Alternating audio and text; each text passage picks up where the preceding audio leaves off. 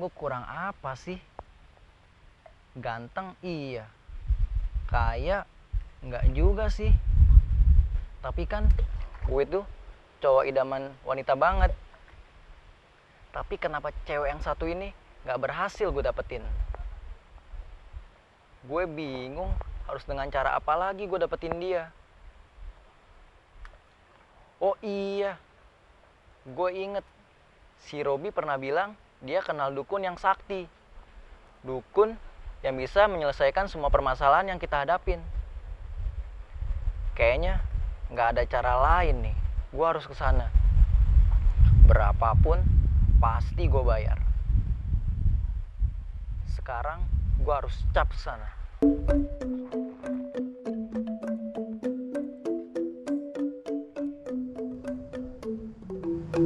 Om Swastiastu, pemirsa RCTI yang berbahagia, kita berjumpa kembali dalam acara Percikan Dharma.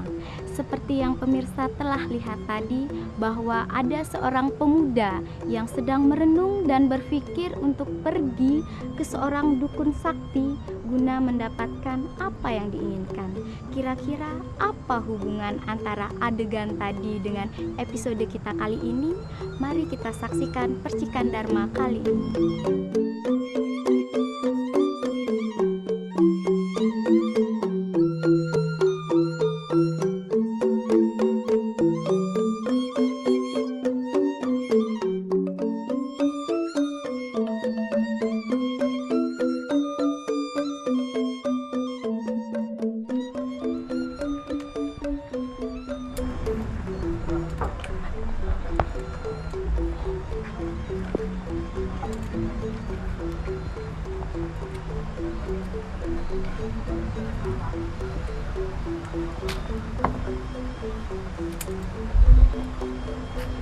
Kamu ingin konsultasi ya?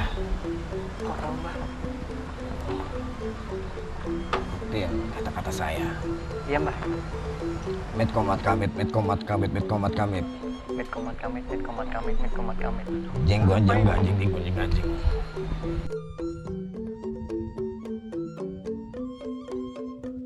Swastiastu Aji. Swastiastu Yoni, gimana apa kabar? Iya Aji, kabar baik. Jadi begini Aji, apa kita sedang melihat suatu praktek perdukunan di zaman modern seperti ini. Iya. Nah, saya ingin bertanya kepada Aji, menurut Aji sebenarnya praktek perdukunan ini boleh atau tidak dalam agama Hindu itu, Ji? Terkait perdukunan, jawabannya sebetulnya simpel. Hindu tidak pernah mengajarkan umatnya harus pergi ke dukun. Oh, jadi seperti itu. Ya. Jadi dalam agama Hindu tidak diperkenankan untuk pergi ke dukun, Iya, Ji, boleh, ya? boleh dikatakan demikian. Tidak iya. diperkenankan dan bahkan tidak dianjurkan sama sekali. Oh, baiklah Aji. Aji, ada rekan-rekan kita, para pemuda-pemuda yang membutuhkan penjelasan dari Aji mungkin mengenai praktek perdukunan sekarang ini. Iya. Aji, mungkin kita bisa ke sana, Ji? Ayo. Jangan lupa, ingat, ajaran agama kita tidak pernah menganjurkan umatnya untuk pergi ke dukun. Ya, itu harus diketahui itu. Jangan salah nih kita. Iya Ji. Aduh Adit, ngapain kamu berbuat seperti ini? Hal ini itu akan merugikan kamu, Dit. Bukannya cewek bakal datang ke kamu, malah cewek itu bakal pergi ninggalin kamu. Jadi mending kamu ikut sama aku dan Aji, kita akan membahas mengenai praktek perdukunan dalam agama Hindu. Yuk Dit. Ayo Dit, yuk.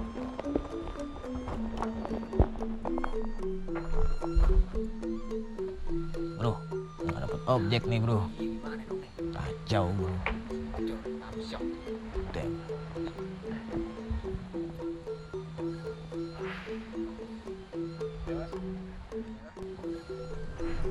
Iya Aji, menyambung pembicaraan kita yang tadi Ji, kok saya masih punya banyak pertanyaan dalam pikiran saya. Adit juga saya rasa pasti memiliki banyak pertanyaan Aji. Gimana nih Dit, aku dulu yang tanya atau Adit yang mau tanya duluan? Aku dulu aja. Oke deh, Adit dulu yang tanya. Gimana sih Ji?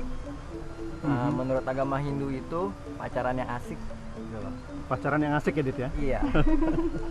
Sebetulnya Kalau dilihat dari ajaran Hindu, kan banyak cara, banyak pola. Tapi saya akan berikan cara yang sangat sederhana. Kita mengenal beberapa kata dalam Hindu yang merupakan bagian dari 4 jalan ya. Nah, tapi dalam hal ini kita akan aplikasikan 3 jalan saja. Yang pertama yang disebut dengan Dharma, kedua ya Artha, yang ketiga Kama. Kama ya? Nah, ini bisa sebetulnya diimplementasikan dalam kaitannya dengan pacaran. Ya, misalnya Dharma.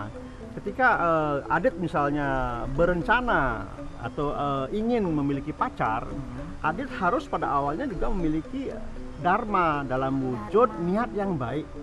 Tidak untuk sekedar bermain-main. Nah, ini dulu, niat baik dulu ya. Nah, kemudian yang kedua itu ada keinginan. Kama itu keinginan. Nah, keinginan yang dilandasi dengan niat baik, maka keinginan itu juga akan menjadi sebuah keinginan yang baik. Nah, itu yang kedua. Ini gampangnya ya. Yang ketiga Artha. Artha jangan selalu dipersepsikan dengan benda-benda material ataupun uang. Tapi Artha dalam hal ini adalah aset yang kita bisa miliki, yang kita gunakan sebagai modal dalam kehidupan. Misalnya apa? Adit sekolah ya, dengan tujuan untuk mendapatkan pengetahuan sehingga kita nanti bisa memiliki keterampilan. Nah, pengetahuan dan keterampilan yang kita dapatkan ini juga Artha. Artinya dia akan berpengaruh terhadap future, masa depan. Masa depan itu juga aset, itu juga Artha ya.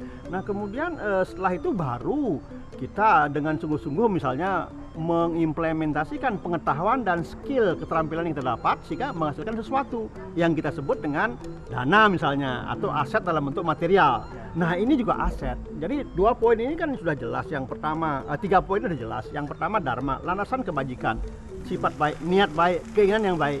Yang kedua ada keinginan ya. Jadi Adit nggak bisa hanya sekedar saya ingin punya cewek, saya ingin punya pacar, lalu keinginan itu setengah-setengah nggak bisa ya. Jadi ada sesuatu yang memang di sana dasarnya selalu baik. Keinginan pun juga, kama pun juga harus baik ya. Yang ketiga baru Artha. Jadi Artha tuh jangan berpikir oh saya harus punya uang, saya mau warisi kekayaan, tidak. Justru apa yang kita miliki itu Artha yang paling besar sebetulnya, Artha yang paling nilainya tinggi. Makanya kalau mahasiswa ya sekolah ya pengetahuan, kemudian keterampilan kita aplikasikan menghasilkan sesuatu yang bersifat materi. Nah, ini Artha ya, kemudian 3 inilah sebetulnya yang bisa dijadikan landasan untuk pacar, kan begitu. Jadi gitu Adit, pacaran itu harus memiliki landasan ya, Iya, Ji, ya. harus ada. Haji, kembali lagi ke masalah praktek perdukunan ini, Iya, Ji. iya. Kok saya masih penasaran ya, Ji? Sebenarnya praktek perdukunan ini berasal dari suatu tradisi atau Budaya, kebudayaan atau ada di dalam sistem suatu agama? Agama. Oh.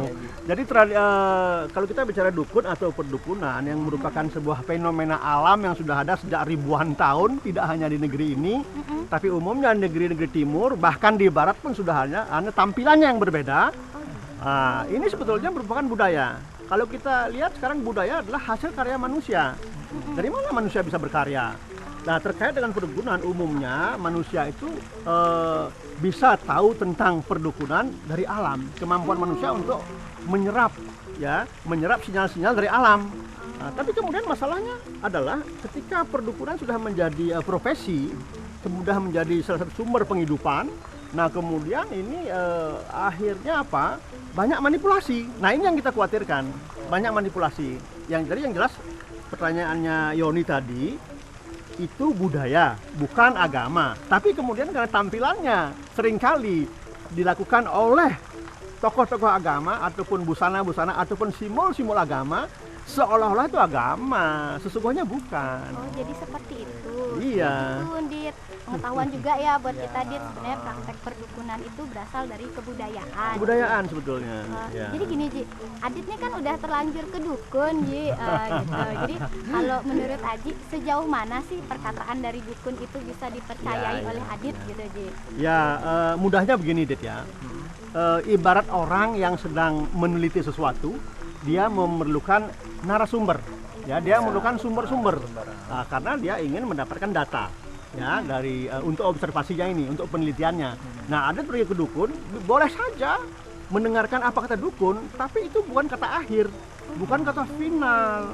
Itu anggap saja sebagai data yang masih mentah, raw data itu masih mentah, masih membutuhkan analisa. Nah, ini yang penting, jangan ditelan mentah-mentah. Ya, bisa diterima sebagai data mentah, kemudian kita analisa. Jadi kita harus memiliki yang namanya analytical skill, kemampuan untuk menganalisa. Nah, kalau kita lihat kaitannya dengan Hindu apa? Nah, dalam Hindu ada yang disebut dengan Nyaya Darsana. Nyaya Darsana apa itu? Salah satu dari filsafat Hindu. Ya, yang pertama Nyaya Darsana, yang isinya adalah Anumana Pramana. Anumana Pramana. Pramana. Ya. Nah, Anumana ini lebih kental hubungannya atau sangat kental hubungannya dengan laukika. Laukika itu logika. Nah, itu dalam bahasa Hindunya laukika, ya, logika. Artinya apa? Rasio harus tetap dikedepankan dalam menghadapi segala hal yang terkait dengan kehidupan ini. Termasuk Ade tadi. Silahkan Anda mau ke dukun, mau kemanapun itu, ya.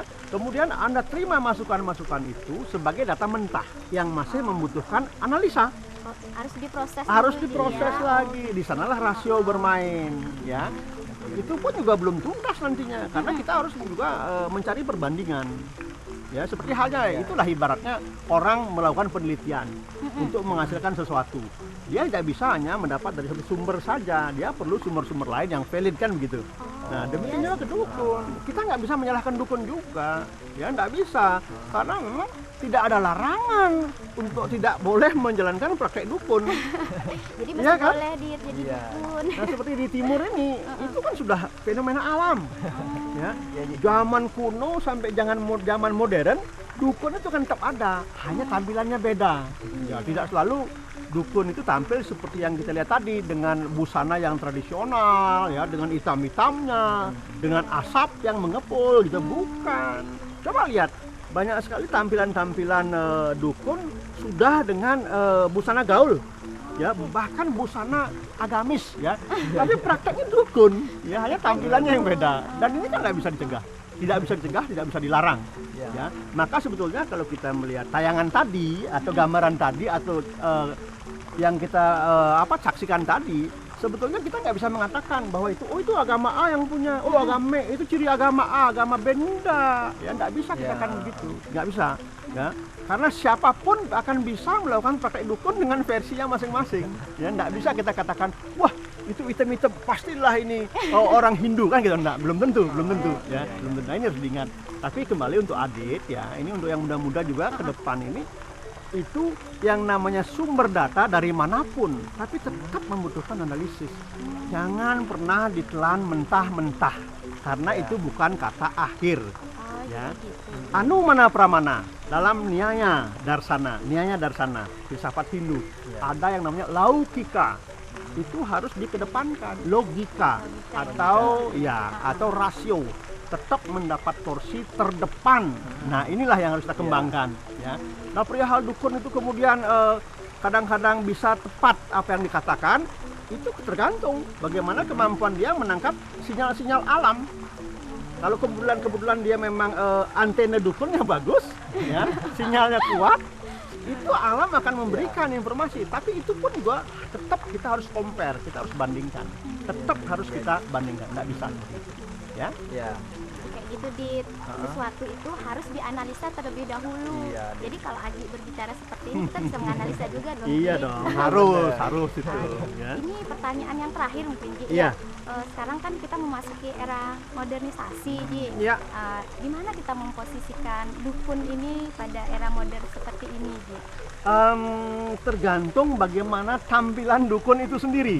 Lihat tampilannya, Ji, ya? Ya, tampilannya lihat. Artinya apa? Kalau kita sekarang mengatakan dukun merupakan sosok yang tidak dibutuhkan, tapi nyatanya kok mereka bisa tumbuh subur, bisa semarak.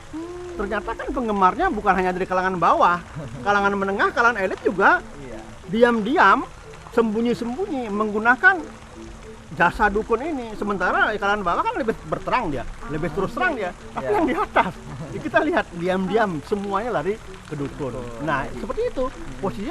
Posisinya artinya apa? Dibutuhkan dan tidak dibutuhkan. Jadi gamang, ya, antara iya dan tidak iya, antara ada dan tiada. Tapi itu tidak akan mungkin dihapuskan. Belum ada hukumnya kok untuk melarang itu. kan begitu. Iya, sering juga sih kita lihat kita dengar gitu politisi juga kedukun. Iya, itu sih sudah umum ya, sudah ya. umum. Kadang-kadang, nah kita ini kan lihat kiri kanan, sembunyi-sembunyi kan, sembunyi-sembunyi kan. Takut ketahuan. Nah, dia, takut ketahuan. Padahal apakah itu dibutuhkan ataukah karena tidak pede, kita nggak tahu. Ya, tapi yang jelas dukun itu posisinya antara dibutuhkan dan tidak dibutuhkan, seperti itu. Ya. Jadi kayak gitu Adit, seperti yang Haji bilang tadi. Adit kan udah terlanjur ke dukun nih, analisa dulu apa kata dukunnya, bener nggak sih dan berguna nggak sih buat Adit. Dan Haji terima kasih sekali semua perbincangan sama-sama. kita pada hari ini. Aku harap sih Adit juga bisa Iya, Dit. untuk mengerti ya Adit ya. Yang jelas Besok jangan diulangi. jangan pernah ketergantungan kepada pihak ketiga, apalagi sosok dukun. Ya, bukan berarti melecehkan dukun, tidak. Lebih baik kita menggunakan kemampuan sendiri untuk menganalisa, mencari solusi. Ya, Haji terima kasih, Adit juga terima kasih. Mungkin kita bisa bertemu dalam diskusi-diskusi yang selanjutnya, Ya, Haji. saya harapkan begitu. Nah, pemirsa, demikianlah perbincangan kita dengan Bapak Idewo Ketut Suatnaya, seorang editor di Media Hindu, dan ditemani oleh Adit. Semoga cerita tadi dapat memberikan inspirasi untuk kita semua. Dan kita jangan sekali-kali berbuat hal-hal yang dapat merugikan kita semua atau membuat orang lain untuk pergi dari kita. Seperti halnya contoh Adit yang tadi kan pergi ke dukun. Kami sangat berharap semoga episode kali ini dapat memberikan kita inspirasi agar selalu mendekatkan diri kepada ide Sang Yang Widiwasa